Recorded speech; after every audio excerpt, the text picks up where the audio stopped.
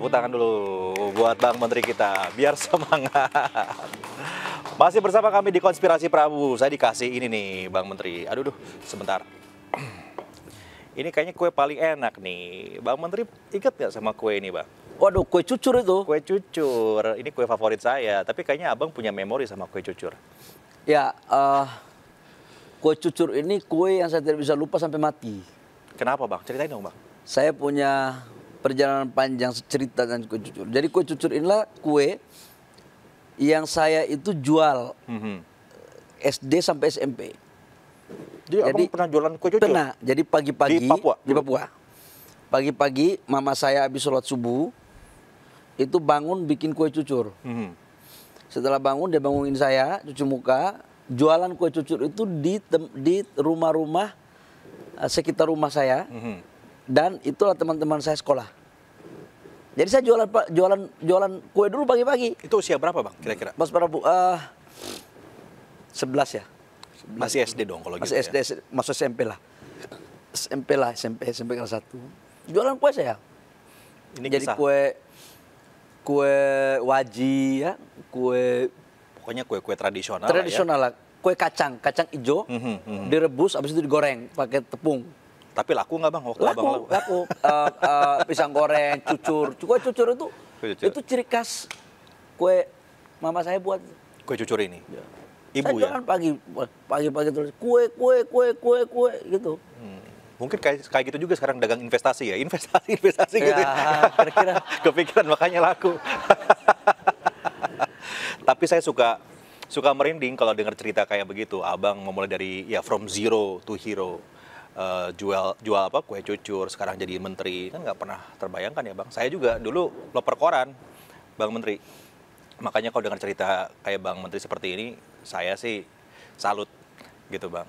Justru harus angkat terus. Kalau saya jualan kue itu waktu SD, SMP kelas 1 paling terakhir. Karena SMP kelas 2 kan saya sudah jadi kondektur angkot. Kondektur angkot di pula? Terminal.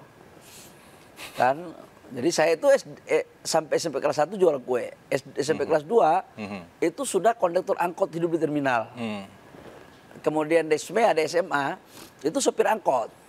Supir angkot, naik kelas. Oh, naik kelas. Jadi promosi ya. Kita punya jabatan itu berproses. Di terminal pun dari kondektur angkot dulu sampai supir angkot. Itu. Kalau loper koran, itu waktu kuliah. Waktu kuliah loper koran. Oh, sama dong kalau gitu kita, Bang. Kuliah saya karena kuliah di Jayapura kan. Loper koran. Loper koran, terus dorong gerobak di pasar. Ya. Terus buruh kasar, bikin bangunan, yang penting bisa dapat duit. Itu pernah gue lakuin waktu kuliah. Ya apa aja kita kerjain. Setan pun kalau bisa kita jadikan duit, kita jadikan waktu itu. Daripada ngambil hak orang. Ya setuju itu. Setuju. Dan waktu kita kuliah itu kan nggak ada orang, tinggal di asrama, nggak ada keluarga.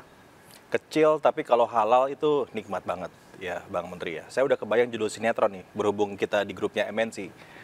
Tukang kue cucur jadi menteri. Wah, itu keren banget ya nggak? Langsung kita bikin sampai jatuh tuh itu. Tapi buat keluarga semua ya, Bang ya. Apapun yang Abang lakukan itu untuk keluarga. Betul. Iya. Saya sejak jualan kue waktu SD itu untuk membantu ibu. Ya, karena kami 8 bersaudara, sementara ibu saya hanya, mohon maaf, sederhana sekali, tukang cuci pakaian rumah orang. Ayah saya hanya buruh bangunan. Jadi kami anak-anaknya kalau mau sekolah harus kerja. Dan sebagian rezeki itu untuk bantu ibu beli beras, beli kebutuhan kami sekolah, gitu-gitu. Makanya Bang Menteri sayang sekali sama keluarganya ya, karena tentu mengalami ya pengalaman dulu dan sekarang Bang Menteri pengen kasih yang terbaik buat keluarga. Saya tahu nih setelah jadi menteri ini pasti Abang sulit ketemu keluarga. Mengingat bagaimana Bapak Presiden ngasih target untuk Bang Menteri, ya saya udah kebayang lah ketemu sama anak, ketemu sama istri itu waktunya berkualitas banget ya. Oleh karena itu di Konspirasi Prabu kami datengin langsung nih tamunya untuk Bang Menteri yang ada di sini. Bisa kita bawa, kita hadirkan langsung ke sini teman-teman semua.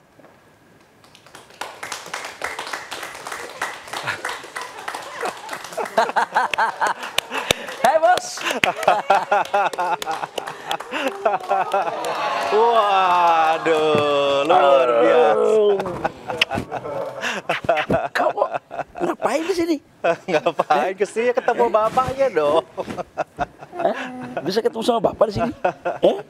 Ketemu Kok sama Oik nggak kasih tahu? papa.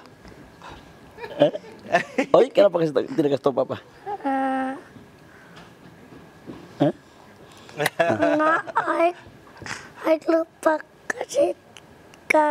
kasih tahu papa. Oh, Apa katanya?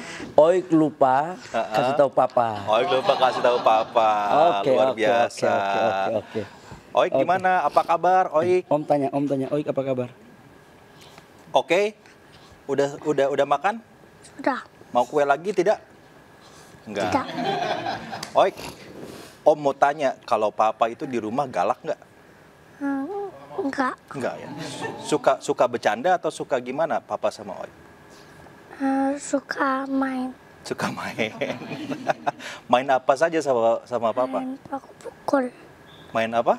main paku pukul. Pukul-pukul. Baku pukul itu berkelahi. Baku pukul berkelahi.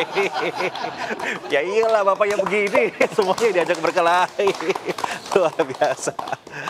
Bang Menteri gimana Bang? Maksudnya dengan putra, kan kami melihat ya di sosial medianya Bang Menteri begitu, bagaimana Bang Menteri begitu care, sayang sama putra. Tapi sekarang tentu waktu mahal sekali buat Oik sebagai contoh dan juga buat keluarga.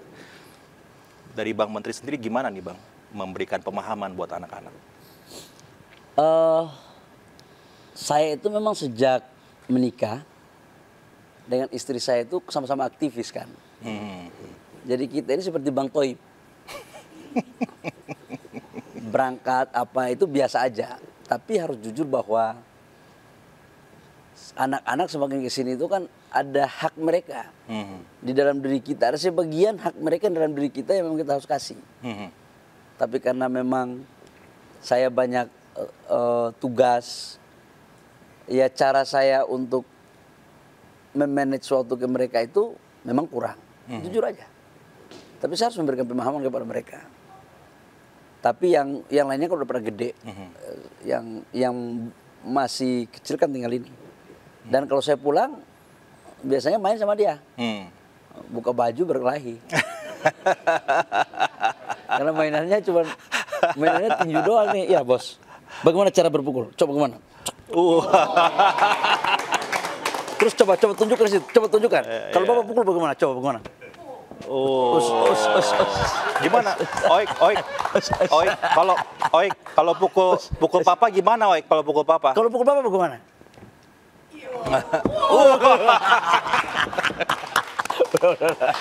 Kalau lagi baku pukul sama papa yang menang siapa? Oik atau papa?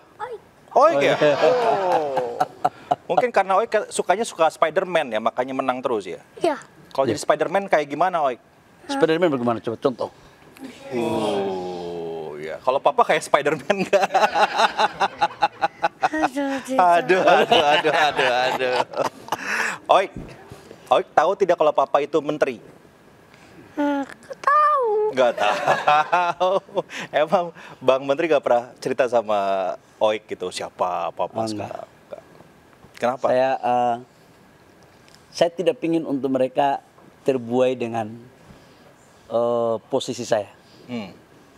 Anak-anak saya mungkin jarang juga mereka sampaikan bahwa saya adalah menteri. Semuanya. Dan saya mendoktrin mereka bahwa jabatan, harta itu adalah didapatkan lewat perjuangan dan proses. Apa yang dimiliki oleh orang tuamu tidak otomatis you punya itu. You punya itu apabila berjuang. Dan yang kedua adalah jabatan jangan terlena. Jabatan ini bukan instrumen gaya-gayaan, ini pengabdian aja. Dia bisa datang dan pergi. Jadi, dan bagi saya jabatan itu biasa-biasa aja. Saya dari dulu sampai sekarang ya begini-begini aja. Yang membedakan kita itu kan tugas aja. Itu. Bang Menteri, ini mungkin kesempatan langka ya buat Bang Menteri. Karena sekarang tentunya disiarkan juga di televisi dan nanti juga di sosial media akan terus ada. Saya ingin memberikan kesempatan buat Bang Menteri gitu untuk menitipkan pesan lewat rekaman ini.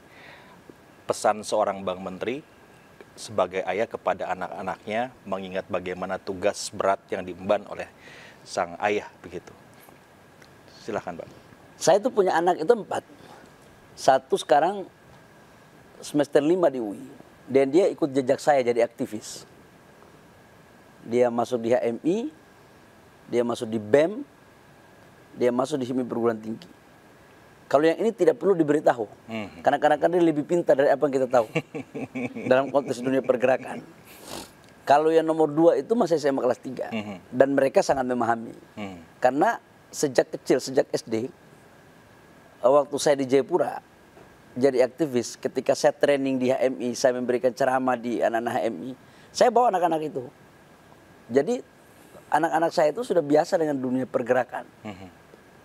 Nah, yang harus saya kasih penjelasan itu ke anak saya nomor 3, si Emir. Ini baru kelas 5 SD. Baru kelas 5 SD. Dan dia agaknya mungkin gaya Jakartanya lebih banyak daripada gaya daerahnya dia.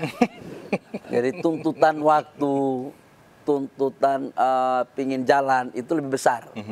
Dan saya kasih pemahaman bahwa bekerja di pemerintah itu waktunya lebih banyak ke pemerintah. Kalau saya pulang baru itu waktu kalian punya. Tapi kalau di luar itu punya negara. Dan kalau punya negara saya harus fokus untuk urusan negara. Susah mereka terima. Tapi saya katakan untuk mereka bahwa inilah arti sebuah pengabdian. Memilih mana? Waktu saya sama kalian atau waktu saya untuk mengurus rakyat untuk lapangan pekerjaan. Dan itu berlahan-lahan. Dan sekarang mereka paham. Kalau yang ini paham ke tidak ya? Ini paham ke tidak? Paham. Yang Bapak jelaskan ini Emir paham ke tidak? Oik paham ke tidak? Paham. Benar. Benar. Oh benar, dia cukup paham sih. Jadi tidak perlu saya jelasin lagi kalau begini. Dia cukup paham. Jadi kalau Bapak tidak pulang-pulang biasa aja kan? Ya. Biasa kan? Biasa Ya. saja. Oik tidak pusing kan? Tidak. Kangen tidak? Tidak. Oh. Tidak Ini kan? benaran ini. Beneran. Ini disiarkan di TV loh. Ini benaran? Beneran. Benaran. Atau kangen sedikit? Kangen sedikit sih. Gak sedikit sih. Luar biasa. Ya udah, kita berikan waktu untuk kangen-kangenan antara Oik dan juga Bang Menteri. Terima kasih banyak sudah hadir ke Konspirasi Prabu. Ya. Cerita-ceritanya Bang Menteri tentu sangat menginspirasi buat banyak orang. Seperti yang Bang Menteri tadi katakan bahwa Bang Menteri ini sebagian milik negara, milik rakyat. Jadi harus publik mendapatkan lesson inspirasi dari seorang Bang Menteri. Terima kasih banyak Bang Menteri sudah hadir. Tapi di bagi Konspirasi saya Prabu. satu ya, sesibuk apapun itu orang, terutama laki-laki, itu tahu diri kapan harus dia sebagai ayah dari anak-anak dan suami dari seorang istri. Dan ketika itu mampu kita memberikan ruang, sekalipun ruangnya tidak banyak, saya yakin semuanya insya Allah akan berjalan dengan baik. Amin, amin. Begitu kan? Ya. Setuju kan? Susu. Setuju ya, sudah setuju. Kita lah berikan kalau tepuk tangan untuk Bang Menteri kita. Terima kasih. Ya pemirsa, itulah perbincangan saya dengan Bang Bahlil, Bang Menteri kita.